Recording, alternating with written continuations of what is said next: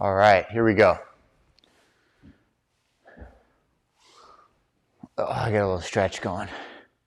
I'm gonna need some warm-ups to be able to move here. It's fair. I don't know. We'll see what happens. Yeah. Oh. There's a pop. Oh, there's another one. There's a third. It's like every time I turn. The COVID crunches. So today we're talking NOGI takedowns. Okay, a little bit of wrestling, a little bit of judo, a little bit of jiu-jitsu. We're gonna kind of go over like how you can blend it together to get it to work. Let me know if you guys have a problem with the audio. Okay, I'm using the new like Rode lav mic, so I might break it, might get some scratching going. Never actually used it for one of these. What's up, William? How's it going? I don't know what the hell he's doing. Fake American Sign Language, because if they can't hear you, they have no idea what the hell you're saying. No, it's more about the levels. Like I know they can hear me, but it's the levels and like the scratchiness that might go on. Good, we saw a thumbs up, so that means the audio is good. I hope. William is here. Glad to have you, William. Let's go, baby. Nice. Just got done with the judo workout. Steven's the goat. Nice, thank you.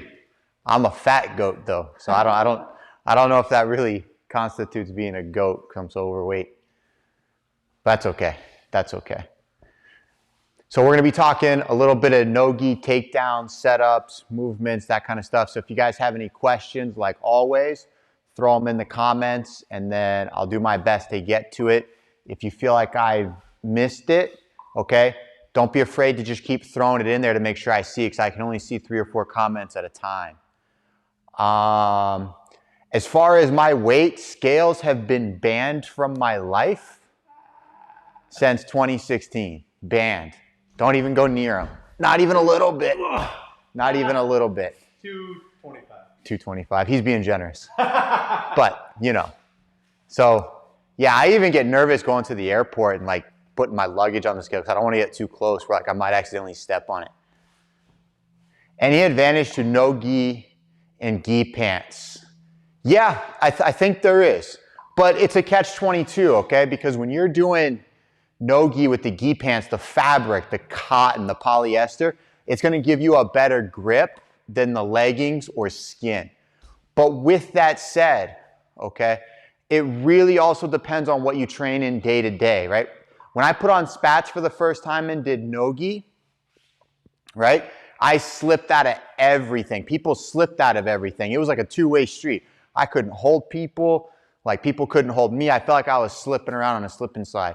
But once you get used to it, you figure out how to use the spats for grips, and you figure out how to position your legs. You make the little adjustments needed. So it's a two-way street. But the gi pants definitely do give you a grip, right? Because you can even put your hands on it and just kind of, it gives you that extra little bit. It also helps absorb the sweat, so people are less slippery. So if you feel like a guy is getting away from you, that gi material will kind of wipe them clean and make them dry as you're trying to latch onto things. Wow, it's been a long day. You locked and latched and got launched. It's been a long day. It's been a long day. What's up, Sasaki? Big whoa, whoa. Whoa, whoa. How do you feel about Greco-Roman wrestling versus judo takedown concepts? I prefer the judo, because when you're talking Greco-Roman, right, where you're in here and you're body locking, here, let's scoot this way. There, and you're in here and you're kind of body locking and working, go ahead and pummel. Yeah, we'll kind of pummel. And you're body locking and you're going for those big throws. It's so easy for the jiu-jitsu guy, right? Like me and Frost are going to break one of the gym rules I have here because I don't allow anybody in my gym to jump guard for any reason. But if we're in here and Frosty goes double unders, for example, and he starts to win, super easy, just boom. Now what? So for jiu-jitsu, I'm not a big fan of that. At least judo, when you're in here and you pummel those underhooks, right? At least you can uchimata, ankle pick. You can overhook, boom, pull him back around, front headlock. You can kind of mix it up a little bit. So I'm not really a fan of the Greco, because Greco, you got to be together. And a lot of jiu-jitsu guys, when they feel threatened, they're going to jump guard, they're going to pull guard. And therefore, that takedown aspect is kind of lost, right? It's not that I don't think it's effective, I think it's just ineffective in the rule sets of jiu-jitsu. That's all. But there's definitely some great takedowns. More than you, Alex. And yes, I do want to strike while you're right about that. He's not going to get it, though. No. 1 stripe per tap for me. That's what he's got to do. 1 stripe per tap. Let's make that deal on camera. Deal. Any advice for us older guys? I sometimes worry about the speed of Nogi. I haven't competed Nogi because of this. 100%, I understand your issue. Okay, the biggest threat with Nogi is the distance game, right? Because if me and Frosty are out here and we're kind of like wrestling, we're doing our thing, it's really going to depend on what we're doing, right? Because when we're in this position, right, you might have a guy like, boom, hit you with the roll and kind of come through and start taking your back. And you may not have the ability to keep up with the speed, right? Same thing if Frosty reaches his hand out. Go ahead. Yeah, it doesn't matter which one, right? It's not that hard for me to block, bump, change the leg, come back, right? That speed's an issue. So for you older guys, here's what I do to all the jiu-jitsu guys. I don't know why it works, but it does all the time. Here's what I do. I'm a judo guy. So remember, I'm right foot forward when I do judo, and all my takedowns go this way. But I can also unrotate my hips for like the size the other way. So here's what I do. Instead of getting in like a low like wrestling stance trying to like match their game, what I do is I leave the door as wide open as possible. I'm like, you know what? I'm gonna leave this shot for you so open that it's so tempting that you're just gonna take it, right? So what I do is I kind of just lean with my weight on the back leg and I kind of let my leg kind of hang out there. Because what I want is I actually want that engagement, because when you're together, right, whether he's in on a single leg or he's in on an underhook or like you're in on an underhook, right, at least you're locked in, which means big whoa. What that means is this pace in which the grappling is actually going on is slowed down. So the farther you are apart from each other, the faster the pace. The closer you are together, the slower the pace. That goes the same whether you're on the ground or not, right? If Frosty's down, no, go ahead and go down. Yeah, play guard. This is very fast, right? Like I can run, I can circle, I can jump, I can Superman over the top, right? You see that in competitions because they're clueless about how to actually pass the guard. So they jump and just Hail Mary it, right? But if I go down here and I sit, and we're playing from here, it's much more methodical because look, we're actually engaged, okay? So what we do on our feet, when you're a slower player, you're a stronger player, you can pop up, right? Is I actually leave the shot available, okay? So like, I'll leave that single leg open, and look how high my elbow is. I'm leaving this whole thing open. That way when he takes that shot and he bumps and he starts picking it up, there, I can go whizzer to the inside part of the thigh. And now I can start doing my takedowns, right? I can hit him with my sumi. I can block his head. Pick your head up. I can grab the front of that shoulder. I can block his head. And now I can change that angle, right? Where I leave my foot where it is, but I knee drive. Boom. We bring him over the top. We shield the shrimp in. And then we get our takedown, right? So that's one like option, right? Because he's going to take that shot. We go back. He takes that shot again. Boom. We're back up here. Maybe you have the ability to pop his head to the outside, which will be great. And now you can work on taking the back, right? I can block that knee with my hand and I can turn my hip over. Boom, bring him down to the ground that way. Block his leg, right? If you can keep your hook in, the back is there, right? If he's in on that shot again, okay, you can take your free hand, let go with this hand. There, so not the one on this side of the body, the one that goes behind my leg. I go down and I grab his hand and his wrist. When his hands are locked, he's doing whatever he's got to do. I come down, I find that hand. And then what I can do is I can hip, right? We can hip to bump to get that leg to the outside. Now that it's to the outside, we can hit him with a simple sasai, right? So there's just a bunch of different options once you're engaged. You have that ability to actually use your technical ability to get out, rather than trying to overdo all that speed, agility, athleticism. Like, you don't want to deal with that. You just want to let that guy take his shot and figure it out. How do you stop him from riding the pipe? Running the pipe, you mean. So running the pipe, guys. Sure. He's in here. He's on this leg, and what he does is he basically takes a step back with that outside leg. He bows, boom, and he takes you down. So the question is, what do you do to prevent the guy from running the pipe? Super, super challenging question, but here's what I got for you. Now remember, I'm a super duper high level, accomplished judo guy, okay? But this is my answer for you, okay? Now remember I told you this. When you're in trouble, don't run. When you're in trouble, don't run. Better yourself by fighting the fight, okay? It doesn't matter if you win or lose in practice, you fight the fight. So here's what we got. And I get this on high level people, including like actual wrestlers, right? So he's in here, we're in here, I'm playing my defense. What I'm gonna do is my right hand is gonna high pull, because look at where his shoulder is. If he drives that shoulder into my thigh, it's gonna put pressure and he's gonna be able to bring me down, right? So what I'm gonna do is while I'm in here, I'm gonna turn my knee in, and now look, I'm gonna pull him up and I'm gonna push my leg through. So when I'm in this position, look at my ankle, right? See how it's like super close to his thigh? What I'm gonna do is I'm gonna pull and I'm gonna get my foot through. Now what I'm gonna do, go ahead and hold on to that nice and strong, right? He's got it, like we're attached, right? What I'm gonna do is I'm gonna kick through that hole. Okay, so look, I'm driving through. So when he tries to run that pipe, he can't turn that shoulder because look how I'm leaning heavy with a good strong whizzer, right? So he's got it, boom, we're in here. I have that head position, right? I'm blocking his head. I'm pulling up my body. And now that I'm here, what I like to do is I like to reach for the ground. Because then when I'm putting that weight, see how it's stumbling him?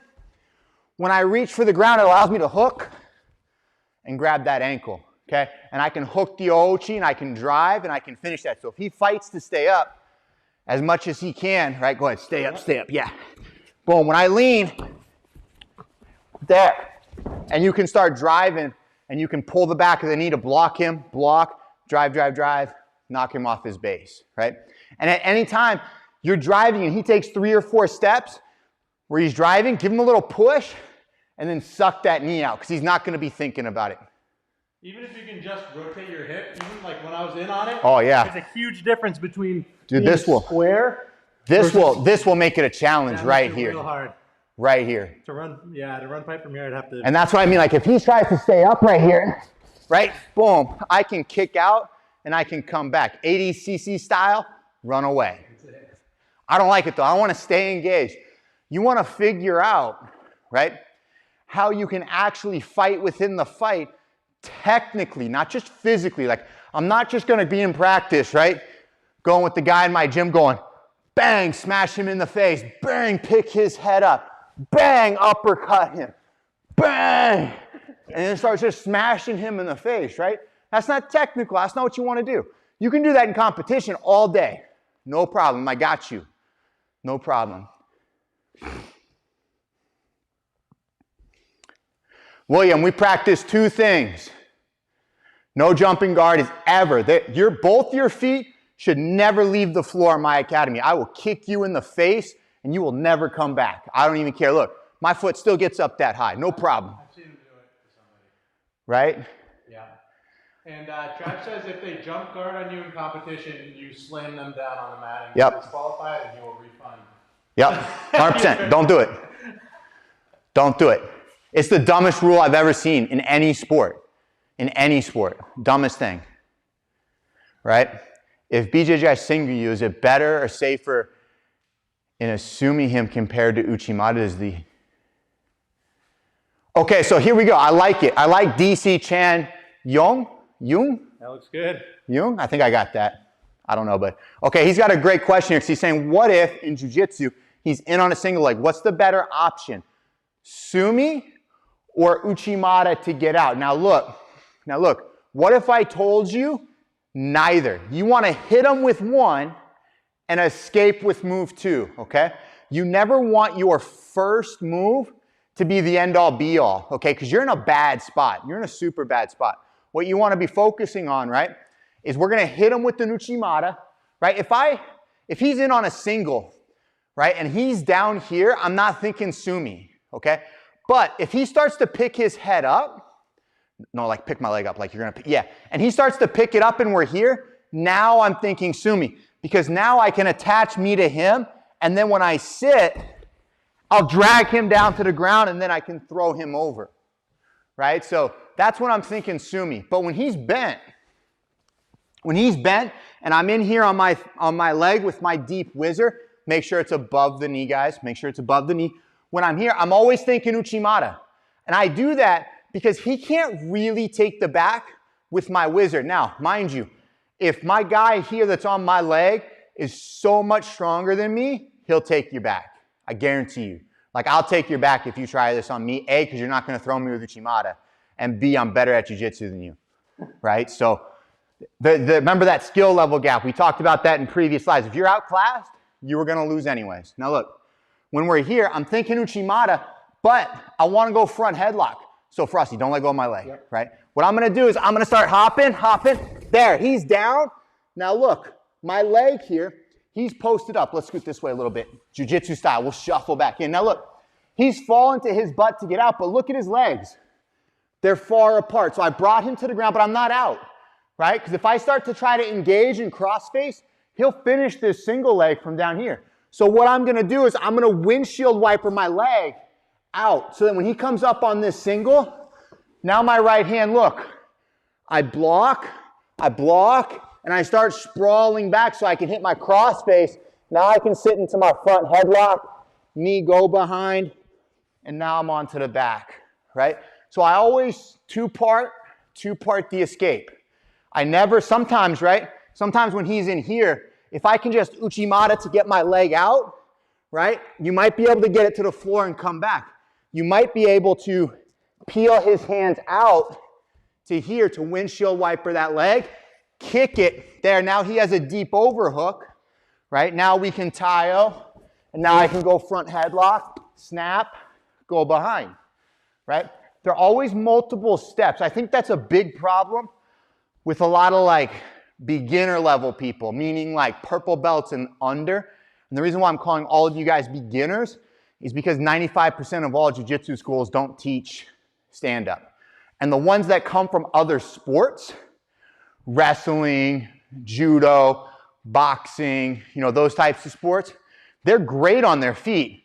But what happens is they don't know enough jiu-jitsu in order to blend it because they don't have those 1-2 combinations, 1-2-3 combinations in order to get the simple basic stuff to really work, right? All I did was go uchimata, I put my knee down, I windshield wiper out, and then I sprawled. That was it. I just did those 3 moves. Like white belt class 101, I just put it all together and made it a little bit more flashy. Pretty much.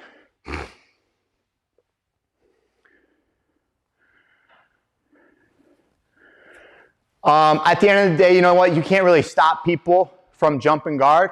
You could try like a Heisman, like jumping, knee him in the nuts, but you know.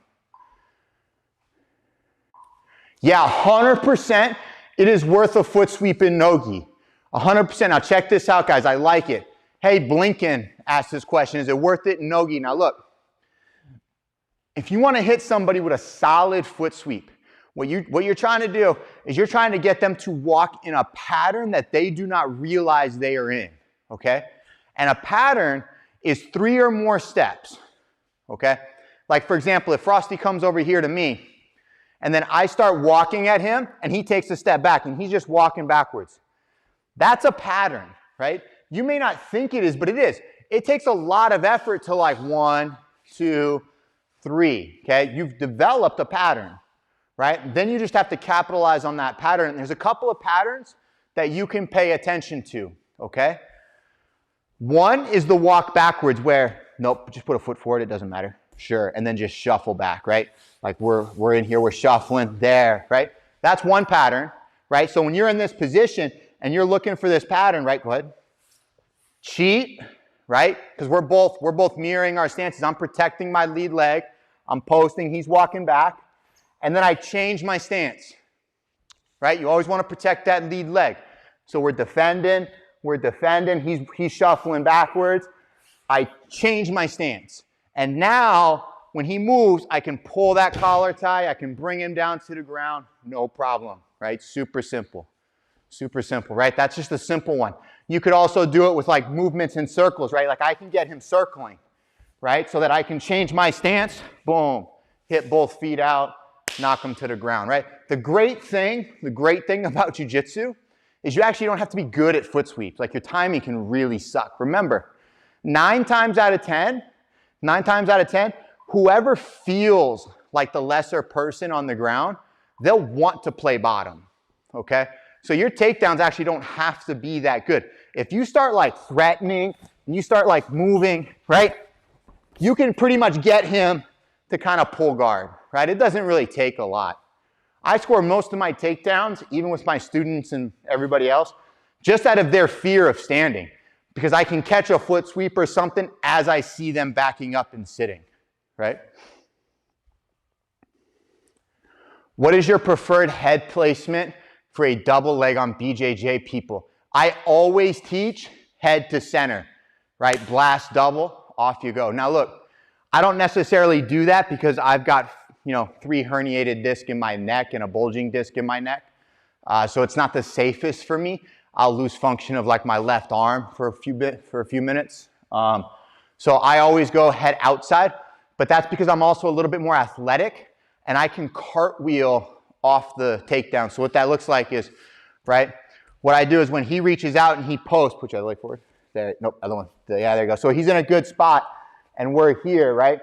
All I really have to do is dump and come here, right? And then once I'm in this position, when I get to this leg, he's gonna do one of 2 things. He's either gonna step back and it allows my transfer so that when I get my head to the outside, now I can hit my double, right? I anticipate the change, right? In a poor wrestling way, right? That doesn't work in wrestling. Don't get me wrong, right? If you try that against a wrestler, you're gonna get sprawled on, you're gonna get cross-faced, and it's gonna look terrible. But most jiu-jitsu guys suck, and they're actually, when they stand, right, they're like this. They're not actually like on the balls of their feet, like ready to move. So you can hit them with simple stuff. So when he reaches out, right, boom, change that stance, come up, and then we can take him down. Let's go this way. So when you hit him with your double, right, and go ahead and come down. This way, there. And he goes front, nope, like guillotine. There you go. And he goes guillotine. I'm on the good side. So I don't have to necessarily worry about it. Okay? Because that's the good side. The question is, what happens when he sits into it, right? So if I hit him with a double and he sits and he's here, I actually can base on my elbow. And then when I walk, I side and I can defend my neck fairly easy, right? So for me, my doubles and all that kind of stuff, I don't worry so much about my neck because when I do take, no, we can go square. When I do take my shots, right, and he's here, I'm not necessarily concerned about this, right? Because I can take him down to the good side. Nope, defend it. Yeah. And then when he sits, it's not that hard to defend. And look, he can't recover because my hand's here. And he can't darce me either because my hand's there. He has to make an adjustment. Right? So super simple stuff, right? I'm not doing complicated things. They teach you that as like a 1-stripe blue belt. I feel triggered. I don't know what that means. That's the thing the kids are saying these days about their feelings got hurt. Or brought back some bad memories. Millennial stuff. You don't need to know. Oh.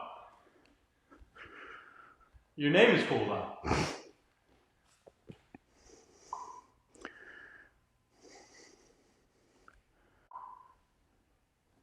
We know. What do you do with a high elbow? Okay, where's the high elbow coming from? Right? Are you shooting a double? Are you shooting a high crotch? Like where are we at here? Because your hand placements kind of matter. Oh, dude, BJJ guys frustrate me. You know what really frustrates me? It's not that they're bad. It's that they say they're good. That's what really bothers me. Right? You want to be good at takedowns? You want to be good at takedowns? Go fight a judo tournament internationally, like a big competition, Grand Prix, Grand Slam. Go there. right? Go enter a U.S. national freestyle tournament, qualify, go wrestle. Then tell me you're good at takedowns. He's asking how to deal with this Marcelo double high elbow. Well, I know what a high elbow is. What do you think I am? Oh, I don't know. You're asking that people.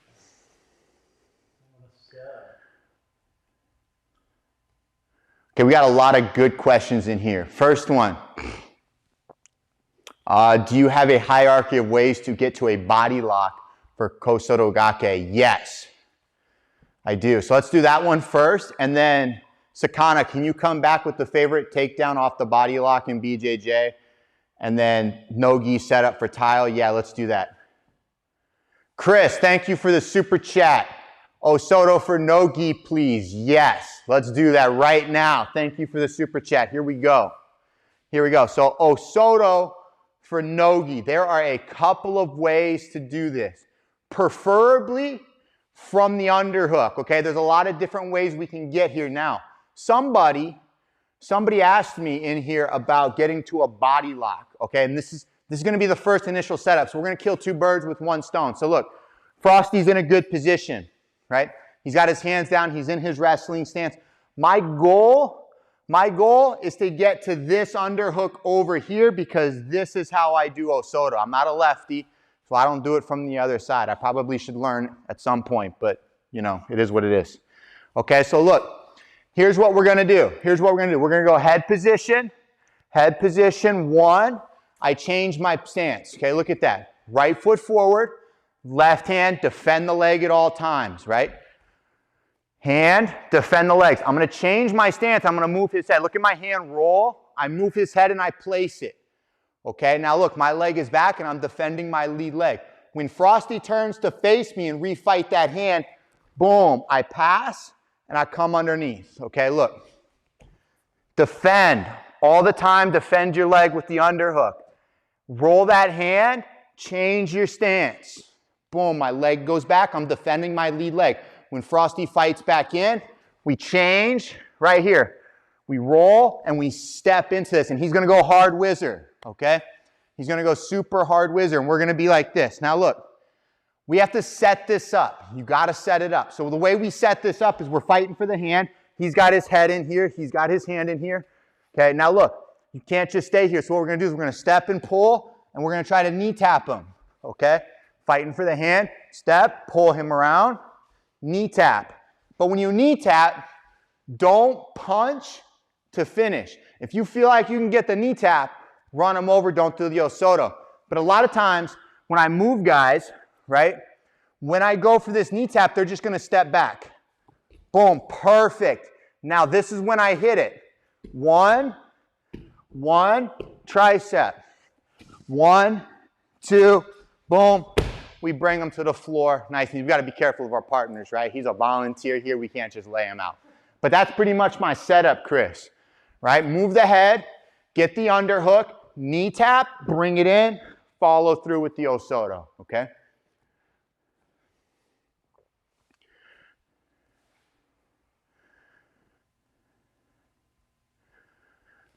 Off a double, Grady, off a double. So high elbow, off the double, okay. We might crush the mic, so we're going to do this a little loose. Now look, you blast your double and you screw it up. Boom. He backs up, you fall short, and he goes high elbow, right? There you go. He picks that side. Now look, what you're saying is, when I go like this and I go to finish and I try to bail, right? It doesn't matter which way, but when you try to bail, he's basically going to cartwheel over, and then he's going to sit and he's going to finish. That was a terrible cartwheel. It's kind of hard to do slow, but look, it's okay. It's okay. The biggest thing here, do not panic, okay? When you're stuck in a guillotine, there are two options. One, my preferred one, is put your head through deeper, okay? But to Grady's point here is he's already got that high elbow. So look, when he's got that, can you go to the other side? Yep. When he's got this high elbow, right, I can't necessarily, let go here. I can't necessarily go deeper because his arm here is blocking that shoulder from pushing through. Okay, does that make sense? So we have to go with option number 2. You have to create enough space for your head, the distance of your head, to fit between his hand that is choking you, and his body. Okay, look, let's go on this side. Let's turn this corner just a little bit, there you go. Okay, look at his hand. He throws that high elbow in. See how nope, nice and loose. My head can't fit through. And I can't just pull my head out because it's going to tighten it. So what you have to do is you have to get your partner to back his hips up so that you can roll your head to center and pray that he doesn't switch to a 10-finger guillotine or anything like that. This is just buying you time. You still got to hand fight. You still got to pull the elbow down. You still got to do all those things, right? But you got to back his hips up. That way, you can swim that head to center, and it'll give you enough time to fight the hands and roll the head free, okay? So look, best way to show this is probably that same angle, okay? So look, you shoot, boom, you're here, right? What you want to do, when you feel him going for that high elbow, you want to spear him, okay? Spear and pull. Okay, stay up, sprawl back a little bit, get a little bit of weight on me, there. Spear, pull, recenter, okay? And that's going to give you that ability now to pull and then look up, okay? I know it's a super scary thing for a lot of people to look up, okay, because you feel like you're getting choked and you're opening it, right? But it's also harder for him to reach. If I'm down here and my chin is down, when he reaches over to go guillotine, look at his body position. He's still strong over the top of me. But if I look up and I say, go ahead and guillotine me. Look how hard that is for him. That's why in wrestling, when you do a duck, right? When you sit and you duck, they say head up because it pushes the other guy forward and now you can come up to the back. So same concept. When I shoot and I'm in danger, right? And I feel that high elbow coming, boom, and I recenter. And then what I do is I pull and my head will pop out in hopes that he doesn't want to smash his head off the floor, right? So that's kind of like my go-to thing when I feel like that high elbow's there. But you have to do it before that hand gets thrown down the back because then you're done, right? He locked it in. You got to pray his grip slips or something else, right?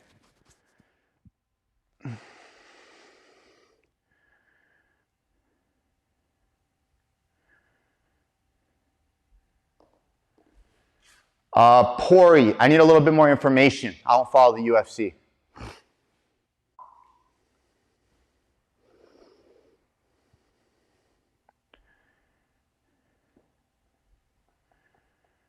Neither, Grady. I'm not thinking offense. I think that's a big miscommunication that a lot of people have when they learn from higher level people is they automatically forget what the goal and objective was because they see the opportunity in front of them, okay? When me and Frosty are training, when me and Marcelo are training, when me and whoever is doing the high elbow are training, right? They're thinking guillotine, they're thinking whatever they are to finish this choke. They're thinking about, well, if my hand is slipping, what transition can I make, okay? Now look, when that's happening to you, your job is to get out and get safe. You want to go from a super terrible position to a mediocre position to a decent position to an offensive position. Now, you can make that transition really fast. As you get better, that transition can be really fast. But what happens to a lot of people is they go really bad, bad, kind of bad, and then they jump into the good section and they skip this kind of bad because what happens is you feel like you're out, and when you roll back, you're automatically thinking offense, right? And that's where people make that mistake because they miss that middle ground. When I'm here and Frosty has that guillotine, right? When I go to center and I sit back, my head is now free. I'm thinking out and distance, right? Unless I feel Frosty actually let go and abandon the situation, I'm never thinking offense. You want to get super comfortable, right? And be in a neutral position, then think offense. You went from on death's door to trying to win, right? You don't want to make that leap too much. Thank you for the super chat. Good night. Thank you for stopping by.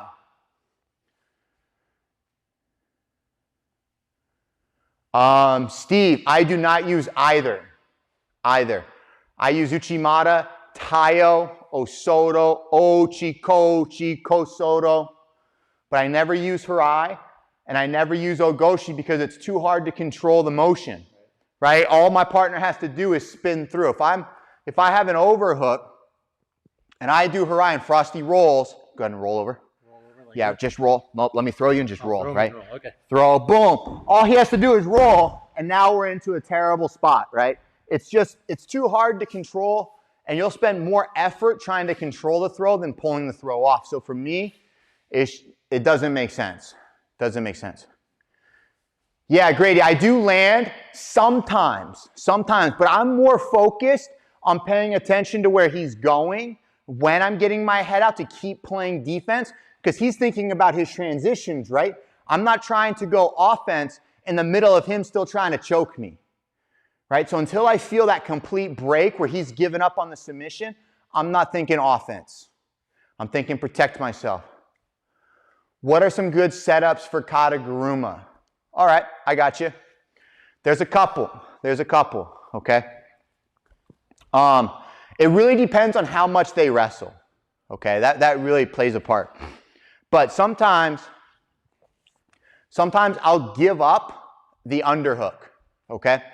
So I'm going to step up, and then I'm going to give him my underhook, and I'm going to lose my collar tie so that I can go overhook and then change my stance to protect it, right? So I'll reach with the wrong hand, right? I know what I'm doing. I'm reaching with the wrong hand. I got it. I reach with the wrong hand. He pops it off, and then I change my stance and I pull him in because I want the overhook, so I want it to leave it open.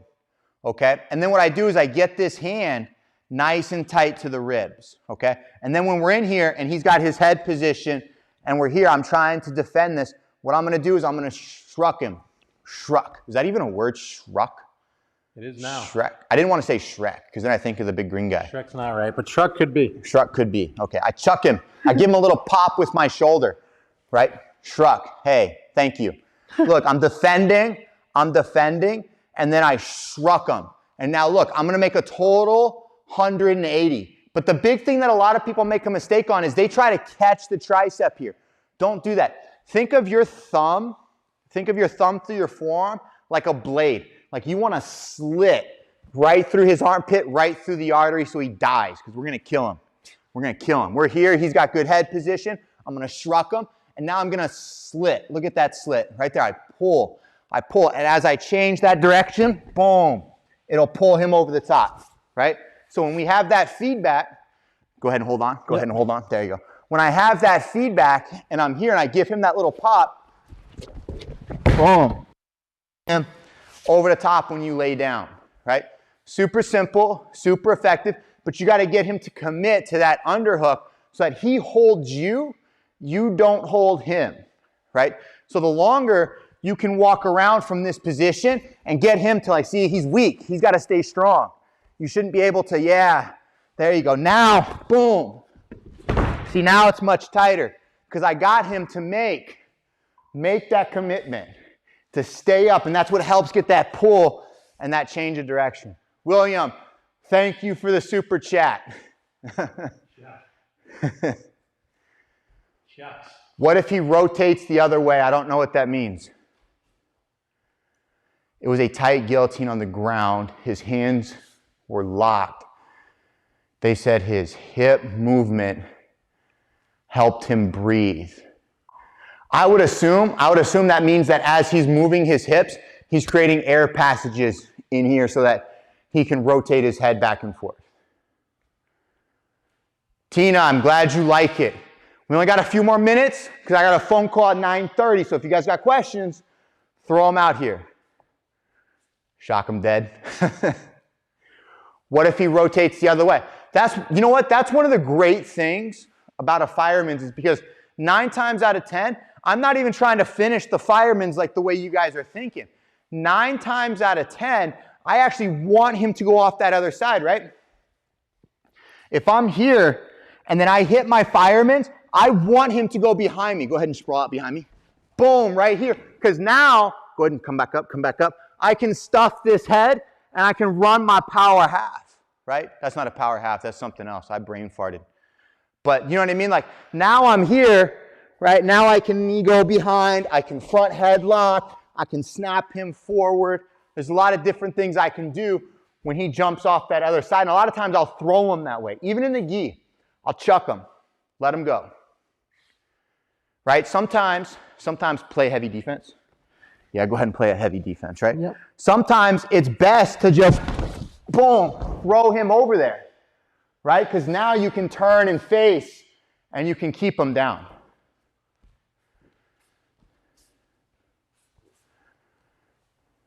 What do you mean by Ashi? And thank you for the super chat, Grady. What do you guys mean by Ashi? Yeah. You're not talking about the flying scissor crap, right? Need that Osoto from the body lock. I got you, William. I got you. Grady. I need a little bit more information. But let me go William here. William. From the body lock. Oh. Inside Sankaku or 50-50? Do you have any unconventional pulls into Ashi? So you're looking about pulling into the position, right? So for me, Gary Tonin does this one a lot. And so I don't know if it's unconventional or not. I don't really think there's a lot of unconventional things out there. I think it's just new for the people who saw it. It's like when I post something onto Instagram, but I posted it 9 months ago, but some people think it's new because they just found my channel. It's kind of like that, right? So if Frosty's in his stance, go ahead and put that leg forward. Yeah, perfect. He puts that leg forward. What we're going to do is we're going to tap and go, okay? Tap and go, and I hook the back of that knee. And then what I do is when I'm in this position, I sit crisscross applesauce so that this foot can get to here. And what I'm going to do is I'm going to turn away. And it seems counterintuitive, but I'm going to put my right elbow on the floor there. And now I can elevate and pass so I can throw my feet up. I can go to X. I can do the 50-50. You know, there's a lot of different things you can do from that position. But that's one of them. And he's actually done that to me and it's caught me. So I know it works. Right? So that's mine, right? I just like to cross reach, pop the head, cross reach, pop the head, boom, pull him off his base, throw it into the pocket, throw it up. Super simple. So we got William. He needs a Osoto from the body lock. Okay. It depends on how big you want to go. You can go big or you can go little. You can go big or you can go little. We'll do both for you since you threw in a super chat for the reminder. Okay? Let's go big. Let's go big first and get it out of the way. Now look. Body lock over under or body lock double unders. I prefer over unders personally. That's just me. I like this one, okay? And I also don't necessarily like the actual hands locked because when he's here, swim your underhook up. There, he can start shrucking that and he can start working towards your back, right? Go big, pancake. I love it, William. Here we go. Here we go. We're going to go big. Now look, okay. What you want to do is you want to grab the meat. Grab the meat. Don't just leave your hand here and flex. Open up that hand and grab the meat. Some guys like to go right into the lats, okay? Because it gives a good turn and a good base. And that's usually my first go-to. There's like a little grip right here for guys who have some muscle, right? You can grab that scap back here, kind of get your fingers locked in there. And we're going to go, look at my elbow. It drops to stop his underhook, okay? Right inside with the hand. And when I do that, I'm going to pull. Boom. There. So I can get his hips to go back a little bit. And then what I'm going to do is I'm going to load my front leg into that turn. You see the lean? The lean is super important. Super important. So when I'm here, I'm going to step one, boom, to square him up. His legs are square. Now I'm going to go behind here. And look, my knee and my thigh is blocking his. Okay? There's no gap here. I'm actually right behind his knee where there's no space. He's like driving my hip forward with that knee almost. That way I can pull him on top of me to get him to balance on one leg. Once he's on one leg, I can get my elevation, right? So when we're in this position, let's scoot this way because we got to travel, right? So look, boom, right into the lat. I hit him and I pull him at the same time. One little turn. Now we go, and we take him for a ride. right? So that's one. That's the go big method. Now let's talk about the baby method, the super baby method, okay?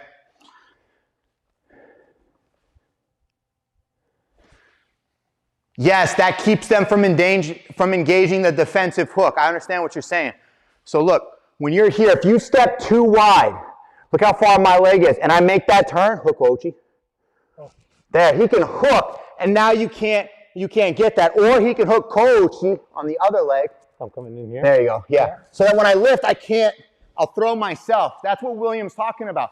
But when you cut it short, right, where you're not afraid about that body-to-body contact, that hook is irrelevant, right? So if I go the other way, right, when I'm in this position and I square up one, right, when I make that turn, my leg is out of the way, right? See how his foot's in front now? He can't actually reach my back step leg. And I'm cut at that angle. So when I lift him, he can't get that hook, right? So when we're like this, and I'm here, I pop him, right? Look at this angle here, guys. Right in. See how I lead with my leg, and then it fills the space, right? I don't put my foot here. I don't go like this, because then he'll hook it, right? Go ahead and hook my leg right when I step, There, and then it's a problem. But now we're going to stop it. We're going to shut it down because I'm going to use my knee, okay? Hook my leg right when you get there. There. See, he can't get that leg behind. He just misses it. It's like a game of inches. Lead with the leg, lead into the squat so that you can explode off of it for the takedown. But let's go into the other one, right? The baby Kosoto, okay? When you're in this position, what we're going to do is we're just going to pull him into his underhook side, okay? So go ahead and flex up for me. There we go, okay. So we're in here and we're fighting. What I'm going to do is I'm going to shorten his hook. There, and then what I'm going to do is I'm just going to lean. There. Bring him down. And you got to hang on that underhook with everything you got. Right? So when he's here, and he's like, go ahead. Yeah, there you go. There. Perfect. See that foot? That's too far away. So what I'm going to do is I'm going to pull it. There. And now look at the angle where I'm leaning. I'm leaning to my left. I'm leaning to my left. And then I bring it down. Okay? My right side is open. We're turning, and I'm leaning at that angle, just like you would a fireman's, right? So when we're in this position, go ahead and step back. There you go. No, you can be forward, just a little bit of distance there. So when I'm here, right, I can't just step up and reach. So what I'm going to do is I'm going to pull. There. And now look, I have his body under control. Now, boom. Baby Kosoto. Okay? There's Big Bertha. Pick him up, smash him. And then there's Baby Bertha. Those are it. No, Tanya Toshi is this. Tanya Toshi is a slide, right? This is a lift. Yeah, there you go. I'm glad you got it with the fireman's, right? Because you want to sit at an angle a little bit. It's not quite like a full turn, but you're still seeing your body to hit that takedown. But we got about 2 more minutes. Right? So we got enough time for one more question. I'm breaking a sweat. I'm fat. There's a lot of moving for me. Whew. About the Tayo. What about the Tayo?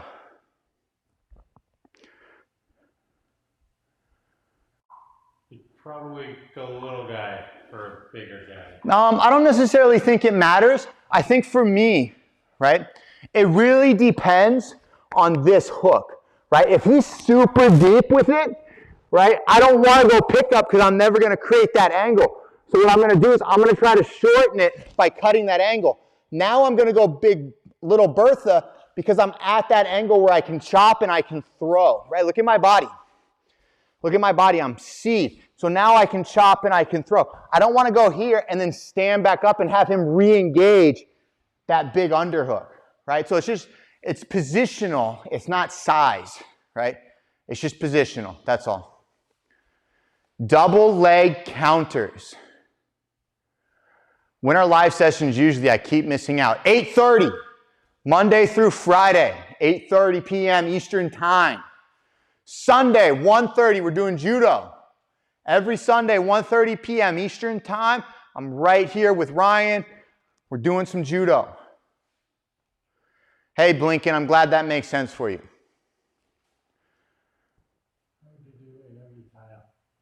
How would you do a no-gi tile? Man, you guys got to buy my masterclass for no-gi takedowns. We went over all this, right? So you got the underhook, you got wrist control. The big thing with tile is people like to hold on. So when we're in this position, go ahead and put your head in position. There you go. Right? When we're here, right, what you want to do is you want to jack him up on your back step, jack him up, come across. Now look, this is not holding on.